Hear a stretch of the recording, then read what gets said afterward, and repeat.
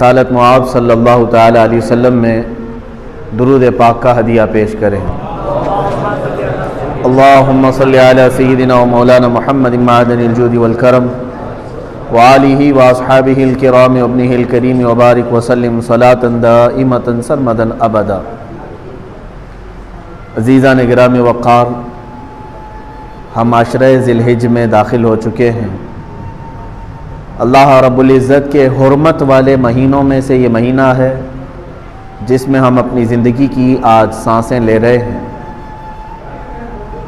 4 مہینے حرمت والے ہیں جس میں جنگ و جدال، قتل و قتال حرام ہے، اور ان کی حرمت پہلے سے ہے۔ وہ 4 مہینوں میں سے یہ مہینہ ذی الحجہ کا، جس میں آج ہم جمعہ ادا کرنے کی غرض سے پہلے جمعہ میں حاضر ہیں، اور چاند کی رات سے لے کر ذی الحجہ کے 10ویں کے دن تک یہ جو 10 راتیں اور 10 فجر ہیں، ان کے متعلق قرآن پاک میں اللہ تعالیٰ نے قسم یاد فرمائی، والفجر ولیال عشر، اور فجر کی قسم اور 10 راتوں کی قسم۔ ظاہر سی بات ہے، قسم کسی عظمت والی چیز کی ہی اٹھائی جاتی ہے، اور یہ 10 راتیں ذی الحجہ کی ایسی مقدس ہیں، اتنی عظمت والی ہیں کہ رب ذوالجلال اس کی قسم فرما رہا ہے، ولیال عشر، اور 10 راتوں کی قسم۔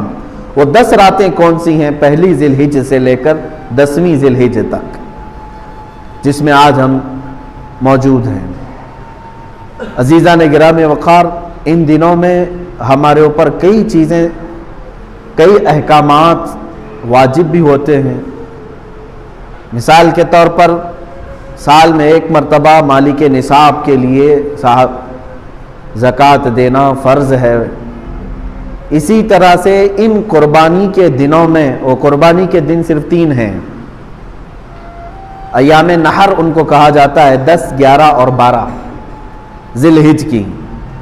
تو یہ ذی الحجہ کی 10، 11 اور 12 کے اندر اگر کوئی مالک نصاب ہو گیا تو اس پر بھی قربانی واجب ہو جاتی ہے۔ اب یہاں سے قربانی کے معاملات ہیں، قربانی کے احکام ہیں۔ مجھے یہ بتانا آج ضروری ہے کہ قربانی کا تصور اور قربانی کا مفہوم کیا ہے اسلام میں۔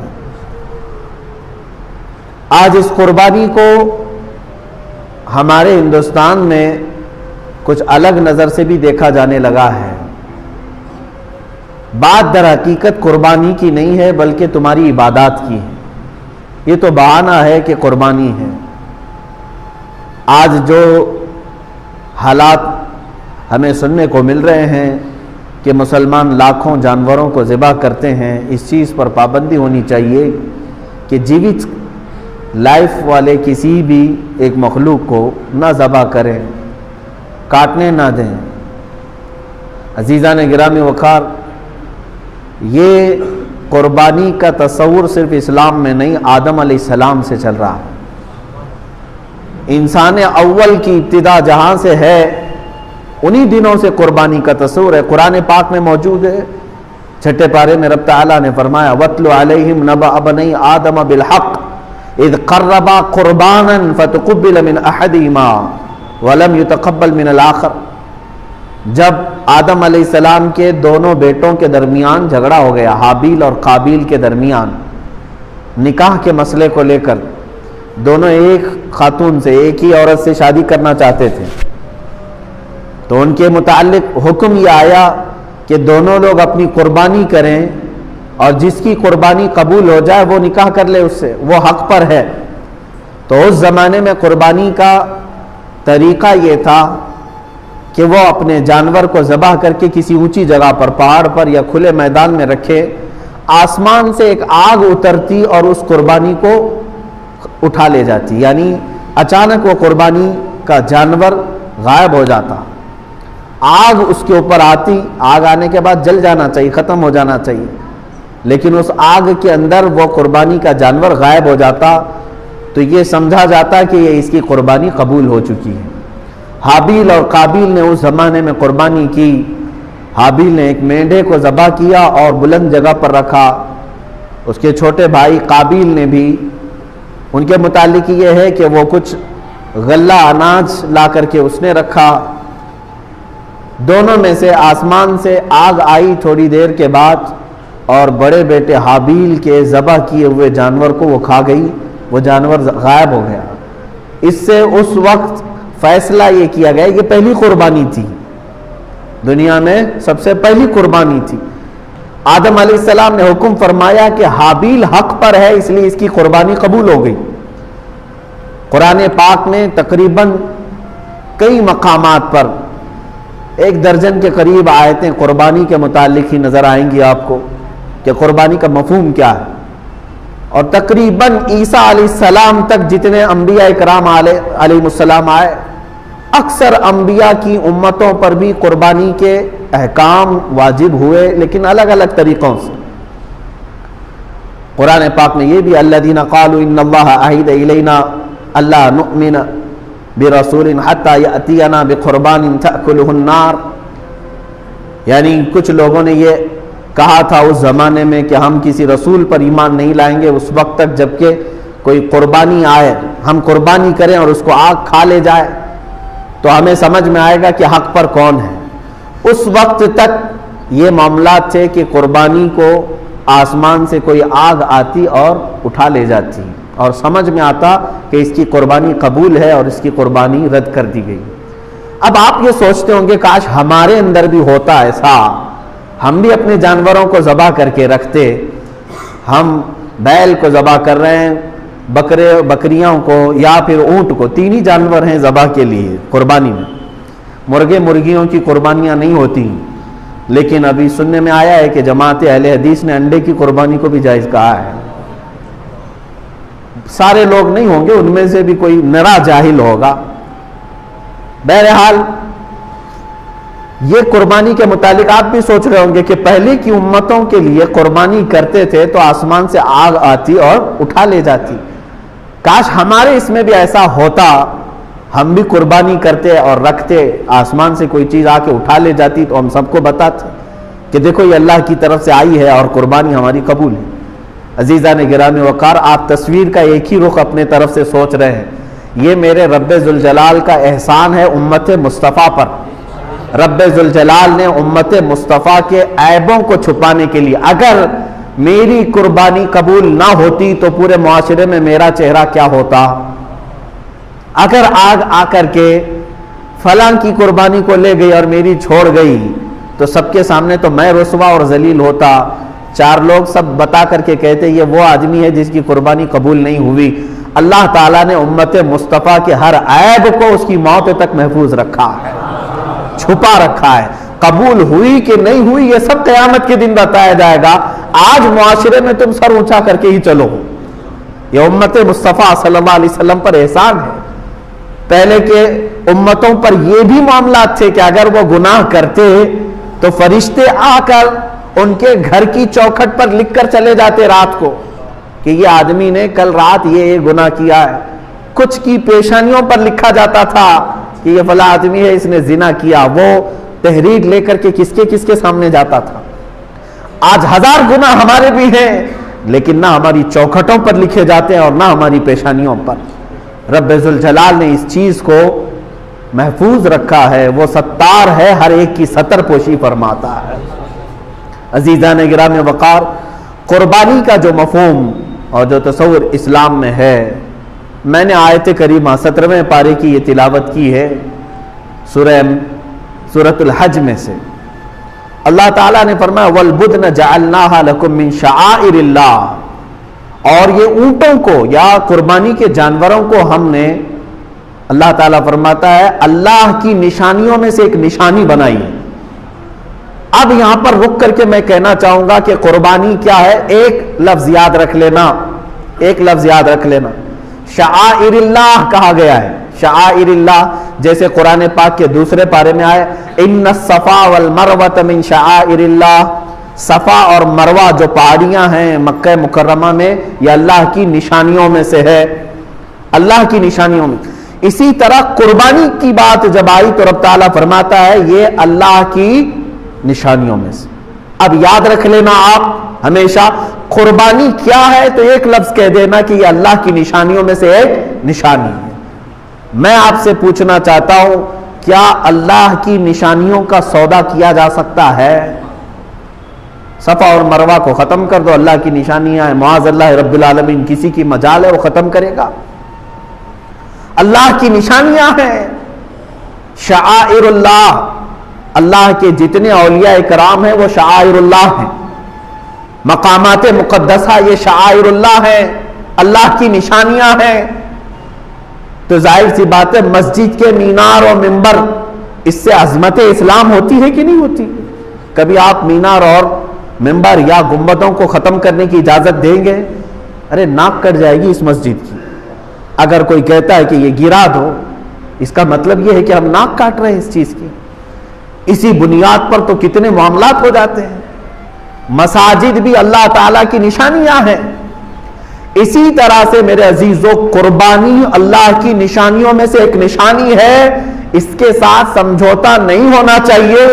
اللہ کے حبیب صلی اللہ علیہ وسلم نے فرمایا قربانی کے دنوں میں اگر اللہ کو سب سے زیادہ پسندیدہ کوئی کام ہے تو وہ ایک جانور کی قربانی کرنا ہے. یہ نہیں کہ جاری اور گیہوں صدقہ کرنا. صدقہ کرو سال بھر کرو، منع کس نے کیا ہے؟ مجھے یہ خبر ملتی ہے کہ بعض لوگوں نے کہا کہ قربانی کے بدلے میں کچھ صدقہ اور خیرات کرو. ہر چیز کے متعلق تمہیں اس طرح سے بزدل بنانے کی کوشش کی جا رہی ہے کہ تم اپنے ان شعائر اللہ کے ساتھ بھی آج سمجھوتا کرو گے. اللہ کی نشانیوں میں سے ایک نشانیاں ہیں. اگر جانور کو ذبح کرنا ظلم ہوتا تو رحمت للعالمین کبھی اپنے ہاتھ سے کسی کو ذبح نہیں کرتے. کیا رسول کریم صلی اللہ علیہ وسلم ظلم کر سکتے؟ اللہ کے حبیب صلی اللہ تعالی علیہ وسلم نے حجۃ الوداع کے موقع پر 70 اونٹوں میں سے تقریباً 60 کے قریب اونٹوں کو خود ذبح فرمایا. باقی کچھ اونٹوں کو مولا علی کرم اللہ وجہہ الکریم کے ہاتھوں میں دے دیا کہ تم ذبح کرو. اور قربانی کے دن جب آئے، جب عید الاضحیٰ، حضور اکرم صلی اللہ علیہ وسلم نے نماز ادا کی اور اس کے بعد 2 بکرے لائے گئے، 2 مینڈھے چتکبرے، یعنی سفید کالا جو ہوتا ہے اس کو چتکبرا کہتے ہیں. 2 مینڈھے رسول کریم صلی اللہ تعالی علیہ وسلم نے ذبح فرمائے. صحابہ نے پوچھا یا رسول اللہ صلی اللہ تعالی علیہ وسلم کہ قربانی اگر واجب ہے تو کیا 2 بکروں کی؟ رسول کریم صلی اللہ علیہ وسلم نے فرمایا نہیں، 1 بکرا قربانی کے لیے واجب ہے. میں نے 1 بکرا اپنی جانب سے کیا، دوسرا میری پوری امت کی طرف سے کیا. یہ ہے اللہ کے حبیب صلی اللہ تعالی علیہ وسلم کی سنت. جو نہ بھولا ہم غریبوں کو رضا، یاد اس کی اپنی عادت کیجئے. وہ اپنی قربانی میں بھی اپنی امت کو شامل کرتے ہیں، اپنی امت کو شامل کر رہے ہیں. عزیزان گرامی وقار، ہمارے لیے قربانی شعائر اللہ ہے، یہ قرآن سے ثابت ہے. وَالْبُدْنَ جَعَلْنَاهَا لَكُمْ مِنْ شَعَائِرِ اللَّهِ. ہم نے اونٹوں کو یا جانوروں کو شعائر اللہ میں سے بنایا ہے، اللہ کی نشانیوں میں سے بنایا ہے. لَكُمْ فِيهَا خیر، قرآن یہ کہتا ہے اور ان کی قربانی میں تمہارے لیے بھلائی ہے، بھلائی ہے. فَاذْكُرُوا اسْمَ اللَّهِ عَلَيْهَا صَوَافٍ. جب یہ جانور کھڑے ہو جائیں تو اللہ کے نام کا ذکر کرو. ذبح کے لیے کھڑے ہو جائے تو تم اللہ کے نام کا ذکر کرو.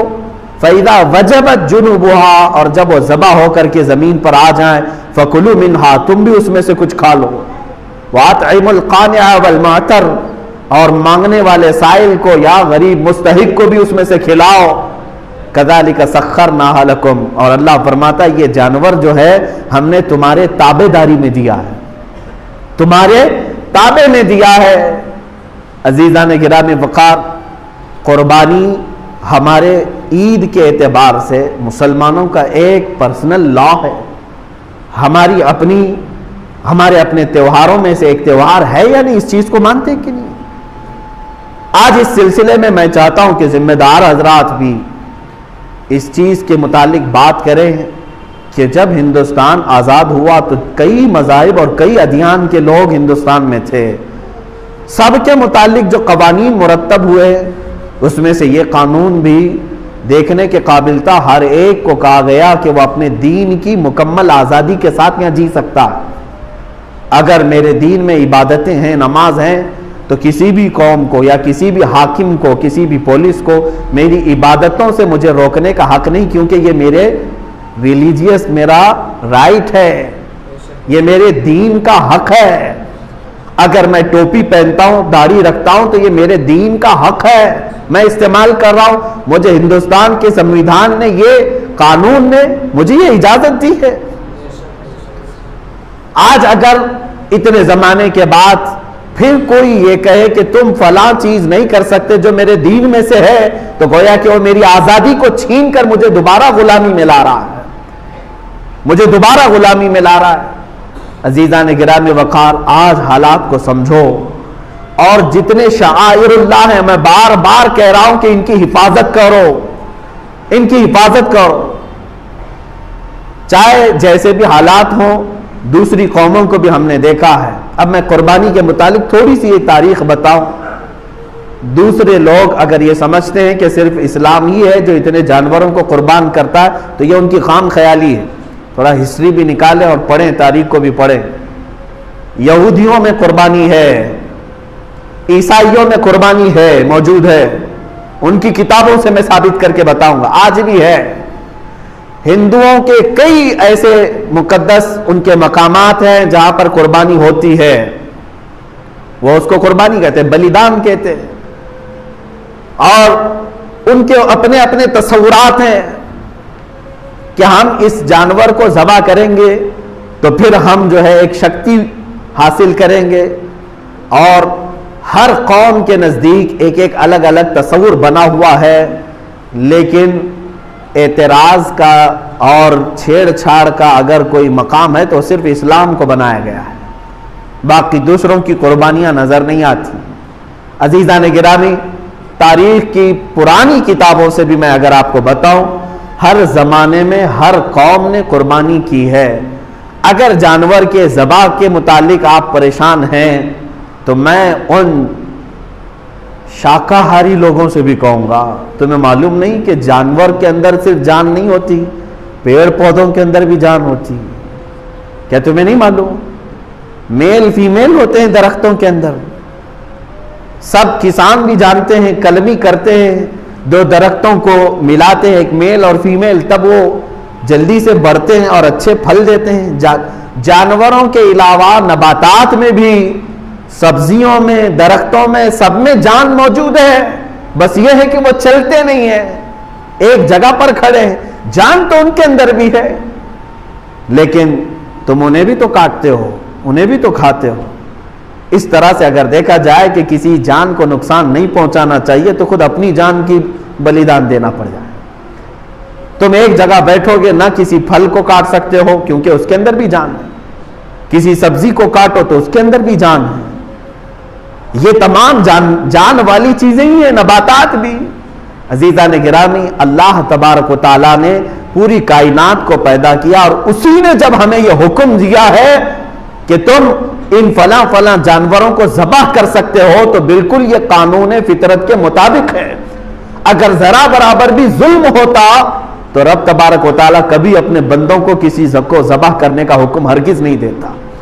اب دیکھیں آپ، ظلم کہاں کہاں ہے، وہاں قرآن نے منع کیا کہ نہیں؟ ہم بیل، بکرے اور اونٹ کو تو ذبح کر رہے ہیں، لیکن کیا کبھی انسان کو ذبح کرنے کی اجازت قرآن نے دی ہے؟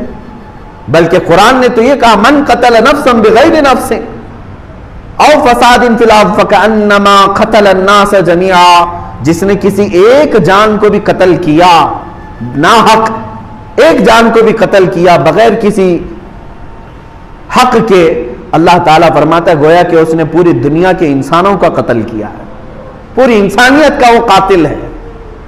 تو اگر ذرا برابر بھی ظلم ہو سکتا ہے کہیں پر، تو قرآن نے اس پر پہلے سے پابندی لگا دی کہ تم یہاں قتل نہیں کر سکتے، یہاں نہیں مار سکتے۔ عزیزان گرامی وقار، جن جانوروں میں اللہ نے برکت رکھی ہے انہی جانوروں کو ذبح کا بھی حکم دیا ہے۔ آپ نہیں دیکھتے لاکھوں کی تعداد میں نہیں، کروڑوں کی تعداد میں بکرے ذبح ہو رہے ہیں، بیل، بھینس، یہ تمام ذبح ہو رہے ہیں، اور اونٹ بھی ذبح ہو رہے ہیں، لیکن کیا کبھی ان کی تعداد گھٹ گئی اور کم پڑ گئی؟ جبکہ سال میں یہ 2 ہی بچے دیتے ہیں یا 1 ہی بچہ دیتے ہیں. جتنی تعداد میں کاٹے جاتے ہیں اور کھائے جاتے ہیں، بیل ہیں، بکریاں ہیں، اونٹ ہیں، بھینس ہے، ان کی تعداد کبھی کم نہیں ہوئی، کبھی شارٹیج نہیں ہوا گوشت کا. لاک ڈاؤن میں بھی نہیں شارٹیج ہوا، کبھی نہیں ہوا. ان میں برکت رکھی ہے اللہ تعالیٰ نے. جبکہ خنزیر ایک بار میں 17-18 بچے دے دیتی ہے. کتے کو دیکھیں تو وہ بھی 10-12 بچے ایک بار میں دیتی ہے، اور نہ ان کا ذبح ہوتا ہے، نہ وہ کاٹے جاتے ہیں، نہ بیچے جاتے ہیں. بس شوقین لوگ کھاتے ہوں گے، باقی عام طور پر تو نہیں ہے. لیکن اس کے باوجود جتنے گلیوں میں، روڈوں پر جگہ جگہ بیل، بکری اور بھینس نظر آتے ہیں، اتنے کتے تو نہیں نظر آتے. اس لیے کہ اللہ کے نبی صلی اللہ علیہ وسلم نے فرمایا کہ اللہ تعالیٰ نے ان جانوروں میں غیب سے برکت رکھا ہے. یہ برکت والے جانور ہیں. کسی کے پاس بکری آئی تو سمجھ لو کہ اس کے مال میں برکت آئی. خود رسول کریم صلی اللہ علیہ وسلم نے فرمایا تمہارے مال میں اگر سب سے زیادہ کسی مال میں برکت ہے تو وہ بکری میں ہے. جانوروں میں سب سے زیادہ برکت ہے. اسی وجہ سے حکم بھی ہوا کاٹنے کا کہ تم انہیں ذبح کرو، اللہ تعالیٰ اس کے بدلے اور پیدا کرے گا. لیکن کیا ہمیں کبھی بلی کاٹ کر کے کھانے کا حکم دیا اللہ تعالیٰ نے؟ بلی بھی ہر 4 مہینے پر 4 بچے دیتی ہے. 5 مہینے 6 مہینے نہیں گزرتے کہ اس کے پاس 4-5 بچے ہوتے ہیں. لیکن کہیں پر بھی بلیوں کو ذبح کرنے کا حکم نہیں دیا گیا. دوسرے بہت سارے جانور ہیں، قرآن پاک نے منع کر رکھا ہے کہ ان جانوروں کو تم کاٹ نہیں سکتے، ذبح نہیں کر سکتے، کیونکہ جو پیدا کیا ہے وہی بہتر جانتا ہے کہ تمہارے لیے سوٹیبل کیا ہے، تمہارے لیے مناسب کیا ہے، وہ بہتر جانتا ہے. عزیزان گرامی وقار، قربانی کے متعلق بہت ساری باتیں ہیں. اب احادیث کی روشنی میں تھوڑی سی باتیں عرض کر دوں. صحابہ اکرام رضوان اللہ تعالی علیہ مجمعین سرکار دو عالم صلی اللہ علیہ وسلم کی بارگاہ میں آئے اور پوچھا ما هذه الاضاحی یا رسول اللہ صلی اللہ علیہ وسلم، اے اللہ کے رسول یہ کیا ہے، یہ قربانیاں کیا ہیں؟ نبی کونین صلی اللہ تعالی علیہ وسلم نے فرمایا ہر جانور کے بدلے تمہیں نیکیاں ہیں. صحابہ نے پوچھا اگر ہم اون والا یعنی جو بھیڑ ہوتی ہیں بہت سارے بالوں والا بکرا اگر ہم ذبح کرتے ہیں تو کیا اس میں بھی ثواب ہے؟ اللہ کے نبی صلی اللہ علیہ وسلم نے فرمایا اس کے ہر بال کے بدلے ایک نیکی ہے. اس جانور کے جسم پر جتنے بال ہیں ہر بال کے بدلے تمہیں ایک نیکی ہے. خود اپنی صاحبزادی سیدہ کائنات فاطمہ الزہرا رضی اللہ تعالی عنہا کو حضور اکرم صلی اللہ علیہ وسلم فرماتے ہیں اے فاطمہ اٹھو اپنی قربانی کی جگہ پر آؤ. جب قربانی کرنی تھی کہا کہ تم آؤ کھڑی ہو جاؤ اور دیکھو گواہ رہو قربانی کے. انہوں نے پوچھا کہ کیوں یا رسول اللہ صلی اللہ علیہ وسلم؟ حضور اکرم صلی اللہ علیہ وسلم نے فرمایا قربانی کے جانور کا خون کا قطرہ زمین پر گرنے سے پہلے مولا سابقہ گناہوں کو معاف کرتا ہے، تمہارے گناہ معاف کر دیے جاتے ہیں. تو حضرت فاطمہ نے یہ بھی پوچھا یا رسول اللہ صلی اللہ علیہ وسلم یہ صرف اہل بیت کے لیے ہے یا سارے مسلمانوں کے لیے؟ رسول کریم صلی اللہ علیہ وسلم نے فرمایا فاطمہ میرے گھر والوں کے لیے خاص ہے اور تمام مومنین کے لیے عام ہے، سب کے لیے ثواب ہے کہ تم اپنے جانور کو ذبح کر رہے ہو تو پھر اس کے خون کے قطرے زمین پر گرنے سے پہلے تمہارے سابقہ گناہ بخش دیے جاتے ہیں. اب قرآن کی آیت کی طرف بھی اگر آپ آؤ 17ویں پارے میں سورۃ الحج میں اللہ تعالیٰ فرماتا ہے لَن يَنَالَ اللَّهَ لُحُومُهَا وَلَا دِمَاؤُهَا، تمہارا گوشت اور تمہارا خون اللہ تک نہیں پہنچتا ہے، یہ گوشت اور خون نہیں پہنچ رہا وَلَٰكِن يَنَالُهُ التَّقْوَىٰ مِنكُمْ، بلکہ اس کے ذبح کرنے کے وقت جو تمہارے دلوں کی نیت ہے وہ اللہ کو معلوم ہے، اسی پر تمہیں اجر و ثواب ہے. تم کس لیے کاٹ رہے ہو؟ گوشت کھانے کے لیے کاٹ رہے ہو یا اللہ کا تقرب حاصل کرنے کے لیے، اللہ کا قرب حاصل کرنے کے لیے؟ آپ سوچتے ہوں گے ایک جانور کو ذبح کر کے اللہ کا قرب کیسے حاصل ہوتا ہے، کیسے اس کے قریب ہوتا ہے آدمی ایک جانور کو کاٹنے؟ میرے عزیزو یہ بھی میرے رب کا احسان ہے. کیا ہے جانتے ہیں؟ در حقیقت قربانی تو اپنی جان کی ہونی چاہیے تھی. اللہ تبارک و تعالیٰ چاہتا تو تم سے یہ فرماتا جیسے حضرت ابراہیم علیہ السلام سے مانگا اس نے. اللہ تبارک و تعالیٰ نے فرمایا کہ اے ابراہیم اپنے بیٹے کو ذبح کرو. حکم تو یہ ہو سکتا تھا کہ اے امت مصطفیٰ کے مسلمانوں، تم اتنے سال جیو ہو، 25 سال کی عمر ہو جائے تو آؤ اپنی گردن دے دو، 40 سال کی عمر ہو گئی ہے تو آؤ قربان گاہ میں اپنے آپ کو کٹوا دو. کہیں یہ حکم نہیں فرمایا، بلکہ حقیقی قربانی جو ہے وہ اپنی جان کی تھی.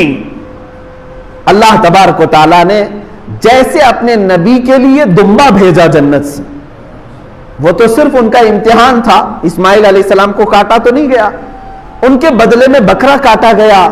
تو رب تبارک و تعالیٰ نے فرمایا اب امت مصطفیٰ کے لیے بھی، بلکہ تمام مومنین کے لیے بھی یہی حکم ہوگا کہ تم کاٹو گے اپنی طرف سے کوئی بکرا یا جانور، لیکن مولا تعالیٰ کی طرف سے تمہاری خود کی قربانی سمجھی جائے گی، تم نے خود قربان کیا ہے.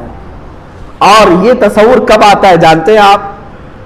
قربانی کا جو اصل مفہوم ہے، ظاہر سی بات ہے اب کے زمانے میں یہ تھوڑا سا مشکل ہے. جیسے ہم حصوں والی قربانی لیتے ہیں، ہمارا بیل کہاں کٹا ہم کو پتہ ہی نہیں چلتا ہے. اصل جو قربانی ہوتی تھی وہ ہمارے اپنے پالے ہوئے جانوروں کی ہوتی، یا ذبح کرنے سے چند دن پہلے لائے جاتے تھے. اور اس کے آداب میں یہی ہے کہ اگر تم قربانی کا کوئی جانور لائے ہو تو اسے اچھا کھلاؤ پلاؤ اور اس کو سجا کر کے رکھو، اس سے محبت کرو. حتیٰ کہ بہت سارے ایسے بزرگ ہیں جنہوں نے یہ بھی فرمایا کہ اسے نہلاؤ دھلاؤ، تمام جانوروں سے اسے الگ کچھ نشانی ڈال کر کے رکھو. اور پہلے کے دور میں ہار پہنائے جاتے تھے ان جانوروں، ان کو الگ رکھا جاتا تھا اور سارے لوگ جانتے تھے کہ یہ قربانی کا جانور ہے. ہار پہنا کر کے انہیں الگ رکھا جاتا تھا. اسی سے قلادہ ہے، جیسے عرب میں بھی حج کے لیے جب صحابہ آتے تھے تو ہار پہنا کر کے جانوروں کو قربان گاہ لاتے تھے مینا میں. ان جانوروں کے ساتھ یہ سلوک کیوں کرایا گیا؟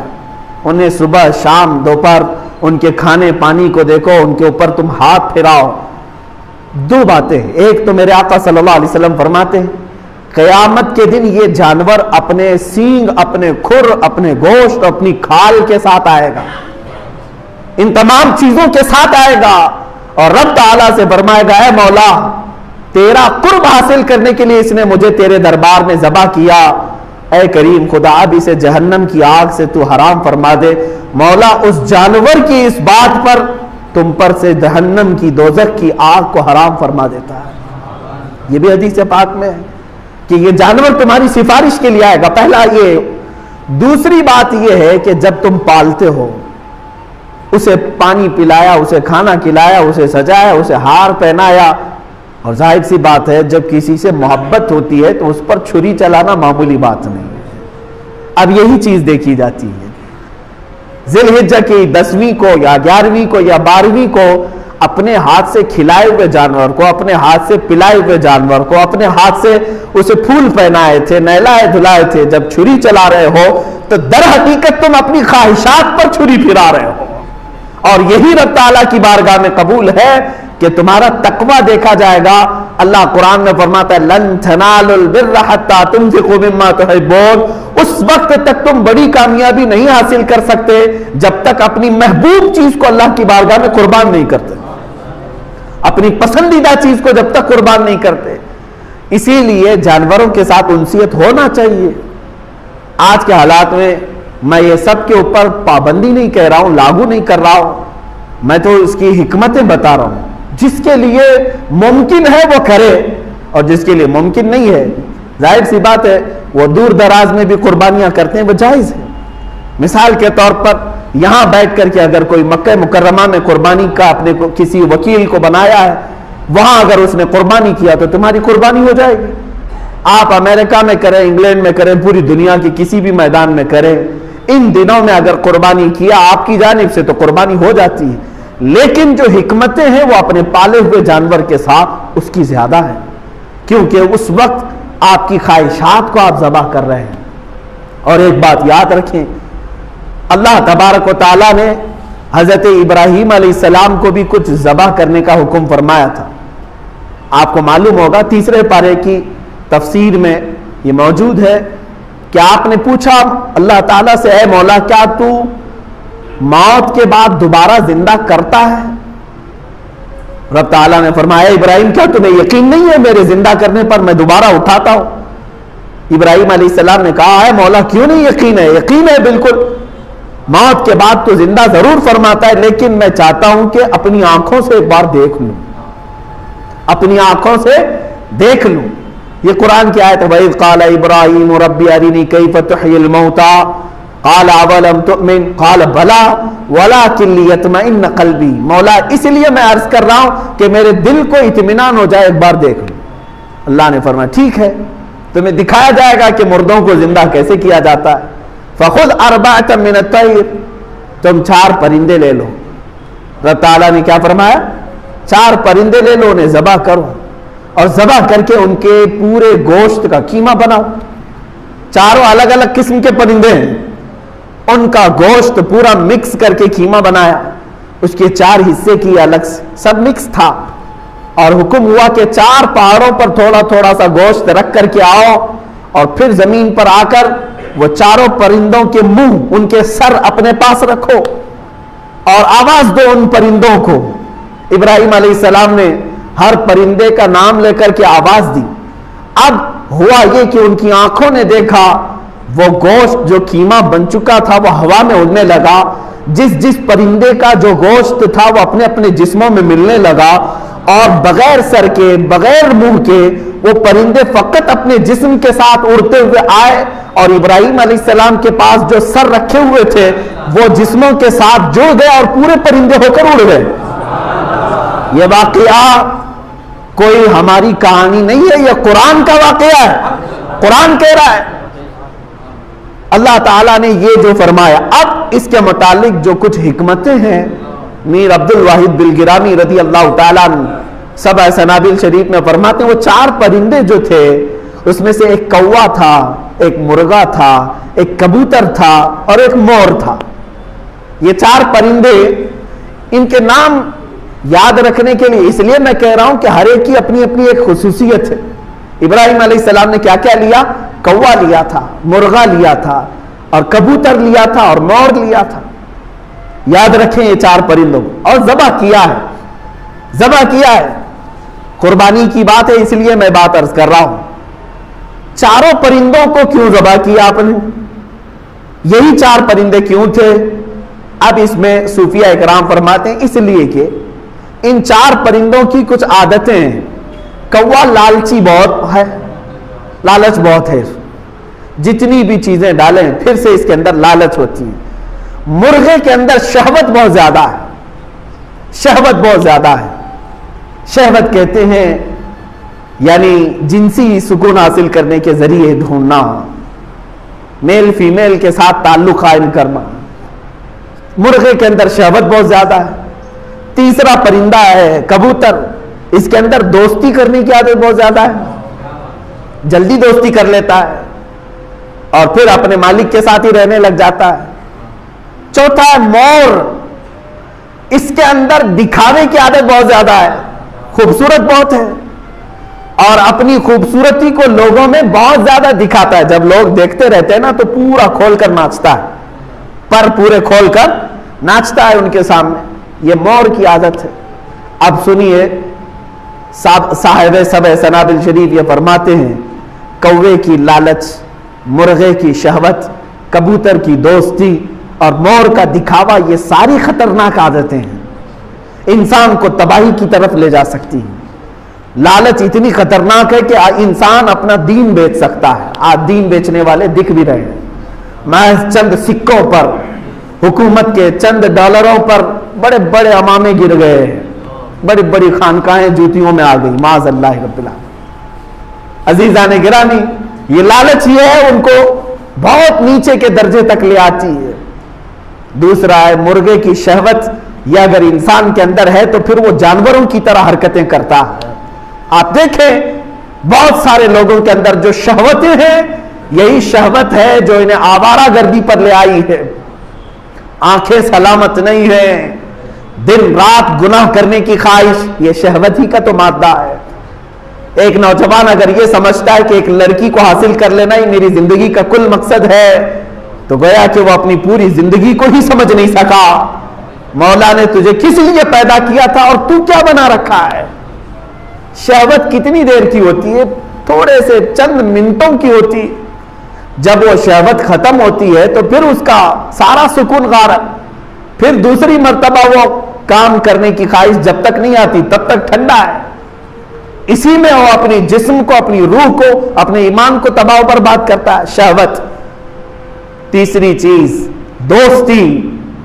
صاحب فتح الباری علامہ ابن حجر عسقلانی رحمۃ اللہ تعالی علیہ نے اپنی کتاب کی شروع میں ہی لکھا ہے، میرے مرشد گرامی حضور تاج الشریعہ رحمۃ اللہ تعالی علیہ مصر جانے کے وقت مجھے سب سے پہلی چیز یہ نصیحت کیے تھے. کہا تھا کہ تم پڑھنے میں ٹھیک ہو، اچھے، وہ ساری چیزیں ہیں، لیکن وہاں جانے کے بعد اگر تمہارے لیے سب سے بڑا کوئی زہر ہے تو وہ دوستی ہے. دوستی سے بچو. آپ یہ سمجھتے ہوں گے کہ دوست نہیں بنانا چاہیے، دوست بناؤ، لیکن تمہیں پتہ ہی نہیں ہے کہ دوست ہوتا کون ہے. وہ کسی اور ٹاپک پہ عرض کروں گا. قرآن کہتا ہے یا ویلتا لیتنی لم اتخذ فلانا خلیلا. قیامت کے دن بہت سارے لوگ ایسے ہوں گے جن کو جہنم کی طرف صرف اس لیے لے جایا جا رہا ہوگا کہ ان کی دوستی بری تھی. 19ویں پارے کی شروع کی آیتیں ہیں. وہ کہے گا اے کاش میں فلاں کو دوست نہیں بنایا ہوتا تو کتنا اچھا ہوتا. اس کی دوستی تمہیں لے جا رہی ہوگی، فقط دوستی کیا تھا بس. یاد رکھیں آپ کوئلے کی دکان پر جا کے آئے ہیں، کام نہیں کیے، کپڑے پھر بھی کالے ہوں گے. آپ عطر کی دکان میں جا کے آئے ہیں، لگائے نہیں، پھر بھی خوشبو آتی ہے. یہ صحبت کا اثر ہے. دوست چننا سب کے بس کی بات نہیں کہ کس کو دوست بنائے. دوست وہ ہے جو تم اللہ کو بھول جاؤ تو وہ یاد دلاتے. دوست وہ ہے جو تم جہنم کے راستے پر جا رہے ہو تو پکڑ کے وہ جنت کے راستے پہ لائے. ورنہ دوستی کیا ہے؟ کھانے پینے موج مستی کرنے کا نام دوستی تھوڑی نہ ہے. وہ تو شیطان ہے جو لگے ہوئے ہیں آس پاس. تمہارے مال کی دوستی کرنے والے ہزاروں ہیں، تمہارے مرتبے کی دوستی کرنے والے ہزاروں ہیں. سمجھ میں آئے گا اس دن جب تمہارا مال ختم ہو جائے اور تمہارا مرتبہ ختم ہو جائے، تمہاری طاقت. ہم نے دیکھا ہے ایسے بھی جوان کو جس کے ارد گرد ہمیشہ 10-15 نوجوان منڈلاتے رہتے تھے، کب آ رہا ہے فلاں، کب آ رہا ہے، اس کے انتظار میں. اچانک ایکسیڈنٹ ہو گیا، کوما میں پڑا ہوا ہے. کتنے دن دیکھیں گے؟ ایک دن بہت غم کیا دوستوں نے. ظاہر سی بات ہے اے ٹی ایم ہی چلا گیا ہے جو ان پر خرچ کرتا تھا. وہ بیمار پڑا رہا 1-2 سال نہیں، 3 سال، 4 سال، 5 سال. عزیزان گرامی یہ اتر پردیش کی بات میں بتا رہا ہوں. وہاں پر آج بھی وہ نوجوان اسی طرح سے پڑا ہوا ہے اور کوئی دوست آس پاس نہیں. کہاں چلے گئے سب؟ اس لیے کہ دوستی وہ مال کی تھی، دوستی وہ اس کے طاقت کی تھی، دوستی وہ اس کے مقام و مرتبے کی تھی. تمہاری روح کے ساتھ اگر کوئی دوستی کیا ہوتا تو وہ تو تمہاری قبر پر بھی بیٹھا ہوتا. یہاں تو دفن کرنے کے بعد 5 منٹ کوئی رکنے کو تیار نہیں. وہی دوست جن کے لیے ہم اپنے ماں باپ کو چھوڑ کر باہر نکل آتے ہیں، وہ ہمارے کفن پر مٹی ڈال کر چلے نکل پڑے. دوستی وہ نہیں ہے میرے عزیزو. دوستی وہ ہے جو صدیق اکبر نے میرے آقا کے ساتھ نبھائی، رسول کریم صلی اللہ تعالی علیہ وسلم کے ساتھ انہوں نے نبھائی کہ ان کے مشن کو لے کر کے جو آگے بڑھے ہر درد میں، ہر دکھ میں. دوستی وہ ہے جو سیدہ خدیجۃ الکبریٰ رضی اللہ تعالیٰ عنہا نے رسول کریم صلی اللہ علیہ وسلم کے ساتھ نبھائی ہے. بہرحال عام دوستی جو ہے یہ خطرناک ہے. میں تو نوجوانوں سے کہوں گا تمہیں اکثر گمراہ کرنے والے دوست ہوتے ہیں، ان سے بچو، ان سے بچو. لیکن دنیا یہ چاہتی ہے کہ تمہارے فرینڈ لسٹ جتنی ہے، فرینڈز کی لسٹ کتنی ہے، اتنے تم کو بڑا سمجھا جاتا ہے. فیس بک پہ دیکھو، فلاں جگہ پر دیکھو، لوگ دوستوں کی تعداد بڑھانے میں بہت مصروف ہیں. میری فرینڈز لسٹ اتنی بڑی ہے، اتنی بڑی ہے. تو یہ معلوم نہیں، یہ سب ہلاکت کی طرف لے جا رہے ہیں. دوستی یہ خطرناک ہے. میں کسی اور موقع پر عرض کروں. اور مور کی جو عادت ہے وہ دکھاوا، خوبصورتی کا دکھاوا، یہ بھی اتنی خطرناک عادت ہے کہ سارے اعمال اس کے ضائع ہو جاتے ہیں. اس لیے کہ اللہ کے نبی صلی اللہ علیہ وسلم نے فرمایا ایک شرک ہے اللہ کے ساتھ دوسرا خدا مان لینا، اس کو کہتے ہیں شرک اکبر، اور ایک ہے شرک خفی. اگر کوئی کام تم نے دکھاوے کے لیے کیا تو یہ بھی شرک خفی ہے، گویا کہ تم خود خدا بننے کی کوشش کر رہے ہو. واعظ اللہ رب العالمین. تکبر اور ریاکاری، دکھاوا، یہ چیزیں بہت ہی خطرناک ہیں. اب سمجھ کر کے چلیے، ابراہیم علیہ السلام نے جب وہ 4 پرندوں کو ذبح کیا، واقعہ ذہن میں ہے، 4 پرندوں کو ذبح کیا اور ان کے گوشت کا قیمہ بنایا، پھر اس کے بعد الگ الگ رکھا، پھر اس کے بعد آواز دی تو وہ پرندے زندہ ہو کر کے آ گئے۔ انہوں نے وہاں کیا دیکھا؟ مرے ہوئے، کٹے ہوئے، ٹکڑے ہوئے پرندوں کا دوبارہ زندہ ہونا دیکھا کہ نہیں دیکھا؟ یہ کیسے دیکھا؟ صوفیہ اکرام فرماتے ہیں در حقیقت وہ مرغا ذبح ہوا تھا سامنے، ظاہری طور پر کوا ذبح ہوا تھا، ظاہری طور پر کبوتر اور مور ذبح ہوئے تھے، لیکن حقیقت میں وہاں پر شہوت ذبح ہوئی تھی، حقیقت میں وہاں لالچ ذبح ہوئی تھی، حقیقت میں وہاں خراب دوستی ذبح ہوئی تھی، حقیقت میں وہاں ریاکاری اور دکھاوا ذبح ہوا تھا۔ جب یہ 4 چیزیں بندہ ذبح کر لیتا ہے تو ہر مردہ چیز کو زندہ ہوتے ہوئے بھی دیکھ لیتا ہے۔ اس کے لیے حکمتیں ہیں۔ آج تم ان چیزوں کو ذبح کرو، اسی لیے حکم بھی یہی ہے۔ اب حج کے موقع پر بھی جب بندہ وہاں پر مینا میں کنکریاں مارتا ہے، رجم کرتا ہے، وہاں کون سا شیطان ہے؟ کیا سینگ لگا ہوا کوئی بڑا شیطان کھڑا ہے؟ وہاں تو پتھروں کے پلر ہیں اور چھوٹی کنکریاں ہیں آپ کے ہاتھ میں، جب آپ مارتے ہیں تو پلر کو مار رہے ہیں۔ حقیقت میں یہ نہیں ہے میرے عزیزو، وہ تو ایک سنت تمہارے سے کرائی جا رہی ہے۔ حکم یہی ہے کہ جب بندہ وہاں پر کنکری مارے تو یہ تصور کے ساتھ مارے کہ میرے اندر جو شیطان ہے میں اسے مار رہا ہوں، جو ہمہ وقت مجھے یاد خدا سے غافل کرنے کی کوشش کرتا ہے، میں اسے کنکری مار رہا ہوں۔ انشاءاللہ العزیز اگر تمہاری کنکری قبول ہوئی اور نیت قبول ہوئی تو مولا پوری زندگی بھر شیطان کے وسوسوں سے بچا لیتا ہے۔ تم نے مار دیا وہاں پر۔ اسی طرح قربانی کرنے کے وقت، چھری چلانے کے وقت نیت یہ کر لیا کہ اے مولا میرے اندر جتنی خرافات ہے آج کی عید الاضحیٰ میں میں سب ذبح کر رہا ہوں، میں ذبح کر رہا ہوں۔ اگر تمہاری نیت صادق ہوئی انشاءاللہ العزیز اس کے بعد تم دیکھو گے وہ بری حرکتیں تمہارے اندر نہیں آئیں گی۔ قربانی کا اصل مفہوم یہ ہے، قربانی کا اصل مقصد یہ ہے کہ اپنے اندر کی جتنی خرافات ہے انہیں ذبح کرو۔ ظاہر سی بات ہے سامنے ایک جانور ہے، جانور کو تو ہم ذبح کر رہے ہیں، لیکن قرآن نے کیا کہا؟ نہ اس کا گوشت اللہ کو پہنچتا ہے نہ اس کا خون، بلکہ تمہاری نیتیں اللہ کو پہنچتی ہیں۔ تو نیتیں اچھی کرو، اسی کے اعتبار سے ذبح کرو۔ اے میرے عزیزو، آج کے حالات میں یہ گفتگو ضرور کرنا چاہوں گا۔ عید الاضحیٰ ہو، عید الفطر ہو، قربانی ہو، یہ سب اسلام کے شعائر ہیں، اللہ کی نشانیاں، ان کو برقرار رکھو اور پوری آن شان بان کے ساتھ ادا کرو۔ میری طرف سے کہیں پر بھی میں نے آج تک یہ نہیں کہا کہ تم چھپ چھپ کر کے اس طرح سے کرو اس طرح سے کرو۔ عزیزان گرامی وقار، حیرت ہو رہی ہے، مارکیٹ میں ہزاروں لوگوں کا جمع غفیر ہے، جگہ جگہ پر اب 7 حرکتیں ہم دیکھ رہے ہیں، اس کے باوجود بھی کچھ ایسے لوگ جو بکے ہوئے ہیں وہ لوگوں سے اب بھی کہتے ہیں کہ چاشت کی نماز پڑھ لینا گھر میں، عید چھوڑ دو چاشت کی نماز پڑھ لو گھر میں۔ چاشت کی نماز انہیں پتہ ہی نہیں ہے یہاں پر فرض نمازیں نہیں ہیں اور چاشت پڑھا رہے ہیں۔ ہم میں سے تو بہت سارے وہ ہیں جو بیچارے سال بھر میں ایک عید کو تو برقرار رکھے، اس کو بھی ختم کرو گے تو اسلام ان کے ہاں بچا کیا؟ کچھ گھروں میں گاؤں دیہات میں جا کر کے دیکھو ان کی نمازیں تو صرف عیدوں میں باقی رہ گئی، عیدوں میں تو مسلمان نظر آتے ہیں۔ اب یہ چاہتے ہیں کہ وہ سال میں ایک بار بھی نظر نہ آئے، ختم کر دو ساری چیزیں۔ عزیزان گرامی، اپنے حقوق کا مطالبہ کیا جا سکتا ہے۔ ظاہر سی بات ہے گورنمنٹ یا حکومت وقت وہ جب کسی مندر کو پوجا کرنے کی گائیڈ لائنز جاری کر سکتی ہے کہ اس طرح سے تم اپنی پوجا پاٹ کرو سوشل ڈسٹینس کے ساتھ، تو ہم میں سے کوئی کیوں نہیں پوچھتا ہمارے لیے بھی کوئی گائیڈ لائنز جاری کر دی جائے، ہمارے لیے بھی۔ ظاہر سی بات ہے میں سمجھ رہا ہوں کہ حالات آج وبا کے پھیلے ہوئے، بیماریاں پھیلی ہوئی ہیں، اس میں جیسے کہ حکومت کے بہت سارے معاملات ہیں کہ ایسے ایسے طریقے سے یہ بیماری پھیلی ہوئی ہے۔ میں یہ چاہتا ہوں کہ ٹھیک ہے اس کے باوجود بھی جو بھیڑ بھاڑ ہے اس طرح کی نہ کر کے کوئی تو گائیڈ لائنز جاری کرو۔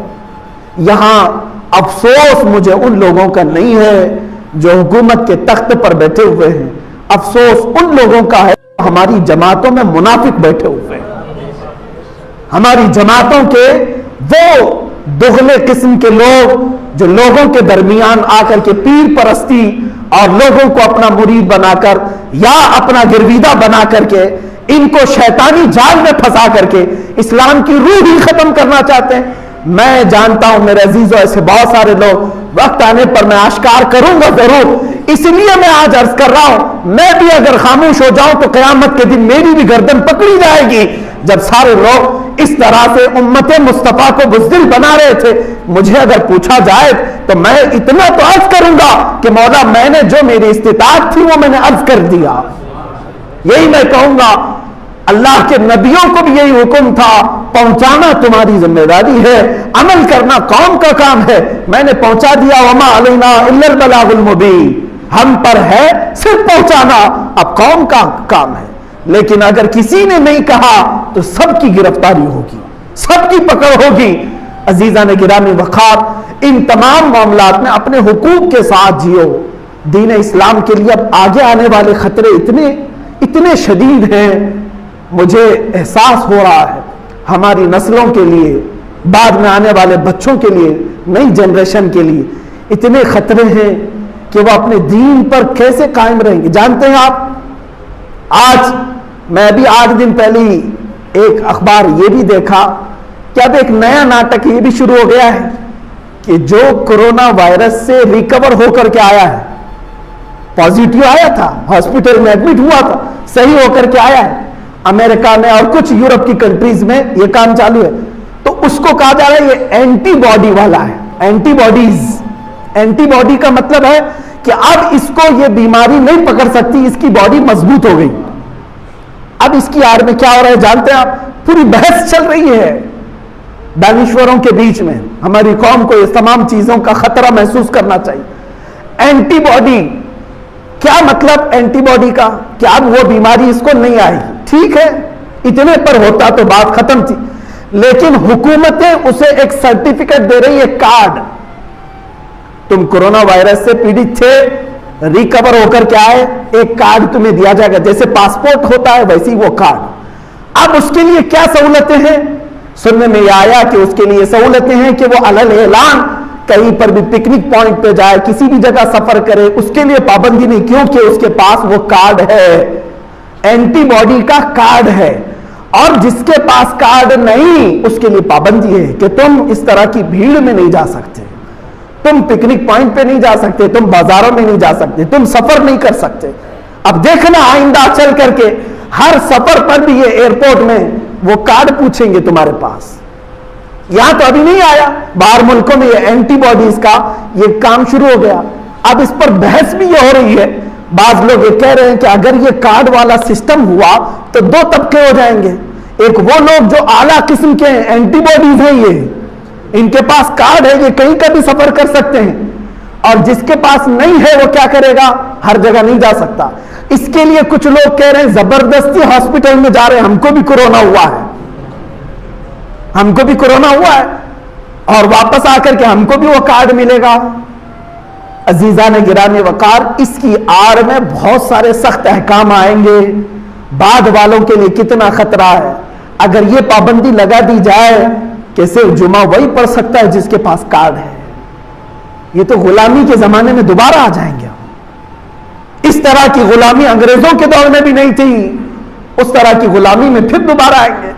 میں اسی لیے کہہ رہا ہوں کہ آج بیدار رہے، میرا یہ میسج ہر ایک ذی شعور کے لیے ہے، اس میں صرف مسلمان نہیں، میں سارے طبقات کے لیے کہہ رہا ہوں، سب کے لیے یہ بہت ہی گمبھیر وقت ہے سوچنے کا۔ تمہاری آزادیاں ختم ہو چکی ہیں، تمہیں پتہ بھی نہیں ہے۔ آج ہم آزاد ہیں نا، یہ کہنے کو ہے، ہماری آزادیاں جا چکی، تمہیں معلوم بھی نہیں۔ مجھے میرے قانون نے آزادی دی تھی کہ تمہارے باپ کا، ماں کا، بھائی کا، کسی کا بھی انتقال ہوا ہے تو تم اپنے دین، اپنے مذہب کے مطابق لاش لے جاؤ، اپنے قبرستان میں دفن کرو، جیسا تمہارا مذہب کہتا ہے۔ یہ آزادی تھی کہ نہیں؟ یہ آزادی ہم سے آج چھینی گئی ہے، بیماری کے بہانے اگرچہ، بیماری کے نام پر یہ آزادی نہیں ہے ہمارے پاس آج. تم اپنی باڈی کو دیکھ بھی نہیں سکتے, چھو بھی نہیں سکتے, غسل بھی نہیں دے سکتے, کفن بھی نہیں, اسے دفن کرو, ساری چیزیں ٹھیک ہے ہم دیکھیں گے جب تک یہ معاملات چل رہے ہیں. آج اسی لیے تو سارے کمپرومائز کر کے چل رہے ہیں. بیماری کا معاملہ ہے, بیماری کا معاملہ ہے. لیکن عزیزان گرامی اوقات اسی طرح یہ تمام معاملات ہوتے رہے تو بعد کے حالات خطرناک ہو سکتے ہیں. اس لیے میں کہوں گا اپنے شعائر کی حفاظت کرو. آج اللہ نے تمہیں مسلمان پیدا کیا ہے تو اپنے دین پر مضبوطی سے قائم رہو, مضبوطی سے قائم رہو. انشاءاللہ العزیز عید الاضحیٰ بھی ہوگی اور قربانی بھی ہوگی انشاءاللہ, اور ہمارے تمام شعائر بھی ہوں گے. اللہ رب العزت ہم سب کو سہولتیں عطا فرمائے.